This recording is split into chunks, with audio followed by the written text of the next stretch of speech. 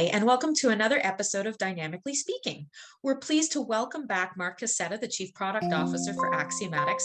And today we're going to talk about authorization and Mark's view around a new way to describe authorization from Axiomatics, and that is orchestrated authorization. So welcome back, Mark, and thank you again for joining us. Thanks, Kelly. Great to be back. It's just twice in 2 weeks. Not even. Feels good. Excellent, excellent. So I want to kind of harken back then to the first time we spoke, and you did bring up the idea of orchestrated authorization at a high level. So can you tell us a little bit more about what that is? Sure. I guess the first thing I'll say is not looking to define a whole other category for authorization. That is not. That's what it is not. It's really a way to express. Frankly, how Axiomatics has been delivering authorization for its clients. And it's what's going to influence what we're focused on from a product point of view as we go forward, as we look to deliver the best dynamic externalized authorization solution in the space. For us, orchestrated authorization, and I got to say, full disclosure, this was somewhat influenced by the SOAR market, Security Orchestration Automated Response. And when I looked at that space, and that space has been around for 5 or 6 years now, you think of the problem that looked to solve. It was about taking in a lot of signals to make a decision about risk and provide the right level of analytics to folks around a response from a risk point of view through a bunch of different, I'll say, signals in the organization. And from an authorization perspective, that's effectively what we're trying to do as well. We're trying to look at a bunch of different signals and take all of those in to make a decision from a policy perspective about what the right response should be when someone is accessing an application, and not just the application, but components of the application, all the way down to, in some cases, different databases. And so orchestrated authorization is about taking in these signals, and the signals could be signals from the business or application owner, a point of view on what those policies need to be. Signals could be from the security organization saying, hey, we've got to build policy in this way to align to NIST or zerotrust or CMMC or whatever it might be.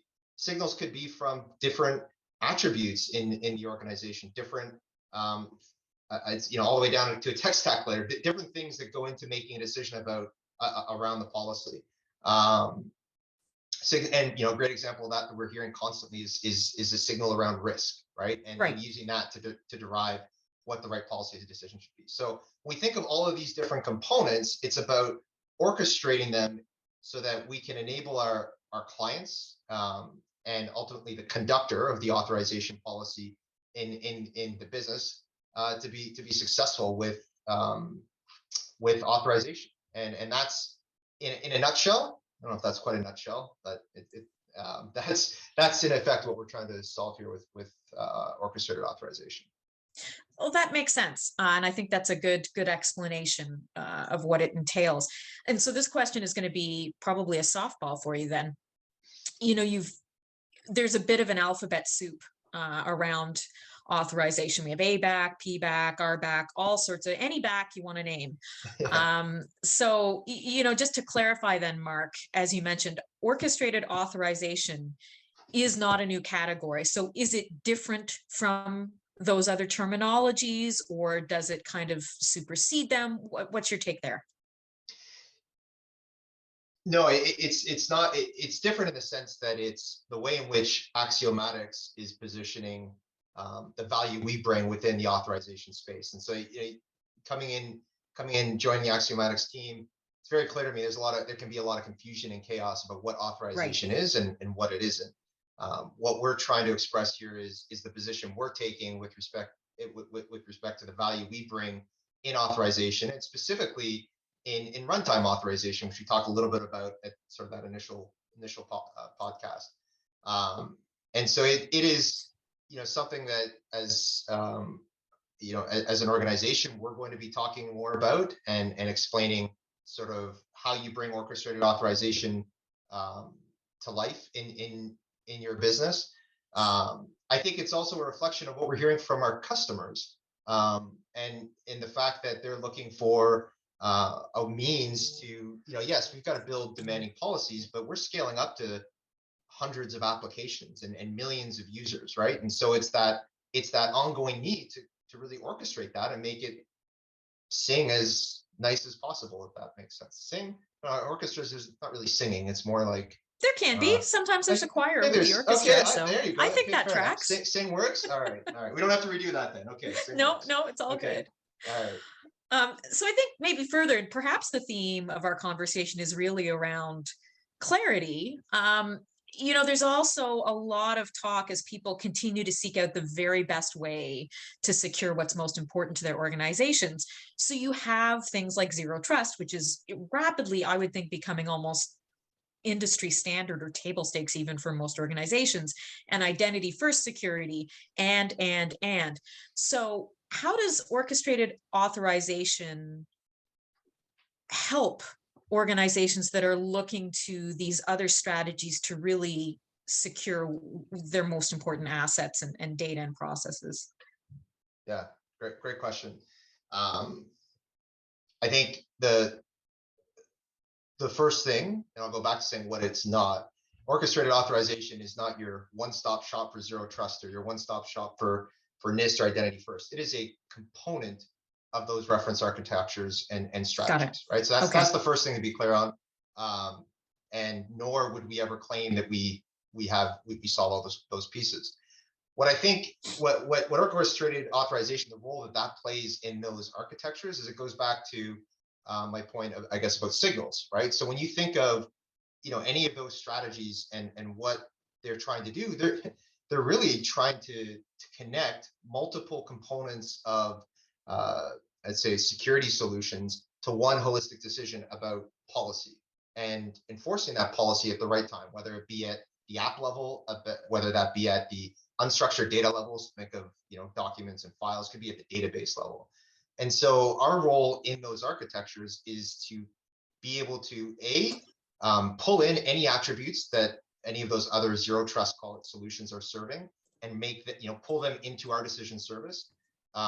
Or B, as we go to, as people are using applications that Axiomatics is serving with policy, we need to be able to make sure that those apps can receive our signals of logs and information to be better informed and ensure that least privilege access is continuing to be maintained in the event there's perhaps a change in a role. Just that one use case probably involves 3 or 4 different technologies that all encompass kind of a zero trust or NIST or CMMC led strategy. So I guess to sum it up, orchestrated authorization is about pulling in as many signals as we can from those other solutions that round out a zero trust strategy, and then delivering as much as we can from an analytics point of view and logging point of view to ensure that there's ongoing management of those least privilege policies or adherence to those least privilege policies that are critical to identity first, zero trust, or NIST, or whatever it might be. So Mark, I think I have one last question for you. And it's, when you've given such a great overview of orchestrated authorization and what it means for the various other security strategies that are out there. For folks listening to this discussion, what are the top 2 or 3 things you want them to walk away with knowing more when it comes to orchestrated authorization? Yeah, I think, so if I broke it down into 3 things, and I'll play off this orchestra analogy a little bit. The first is, like every orchestra, there are many different musicians involved, right? And all these different musicians have roles, and they're going to obviously influence what the music's going to sound like. And so same thing with authorization. We know that there's multiple folks involved in defining policy, and it's not just people. Like I said early on, it could be attributes, it could be other technologies. And so that's really the first thing. And we feel strongly our job obviously is to connect all of those folks in a seamless way to enable the development of fine-grained policies for authorization. The second is that, and I think this is a shift for the authorization space over the past number of years, there is naturally going to be a conductor in an organization who is now accountable for authorization. And if there isn't sort of that centralized person, and typically we're seeing that be the CISO or identity leader. Sometimes it could be the same person. Right. But they are that conductor. They're the ones who have visibility across their entire cyber strategy. And so as we think about orchestrated authorization, it's equally important that we're serving that individual with capabilities that make sure that they can present back, the impact that their authorization strategy is having as it looks to adhering to things like NIST or regulations or whatever it might be, or zero trust. And so that I think is another kind of key takeaway, that person is becoming more and more central to, I'd say, the requirements we have when it comes to building out our solutions. And then third is that, like any good orchestra, you're not just playing one set or one song, right? You're gonna, and certainly the first time maybe you play together might feel a little bit different than if you've been playing together for a couple of years, right? Right. And the type of music you can play and the advancement of that music might be a little bit different. And I think the same thing goes for authorization. The first authorization policy that you conduct in your organization is probably going to look different than the 100th policy you create or application you serve. And so recognizing that it's a journey, that you're going to go through this process of crawling, walking, and running, that's going to be central to our orchestrated authorization strategy, right? It's not just about serving more and more features and functionality. It's about how do we apply that capability across the different stages of authorization deployments in an organization. So I would say those are the three things that I think of when it comes to understanding, how orchestrated authorization is going to be positioned a little bit differently than perhaps the way we spoke about authorization in the past. Well, that's all the time we have for today, but thank you very much, Mark, for the time and for the great discussion and for the insight around orchestrated authorization. For anybody looking to learn more about this, please keep coming back and checking our site. In the next couple of weeks, we'll have some exciting news to share. Awesome. Thanks, Kelly. Thanks, everyone. Thanks.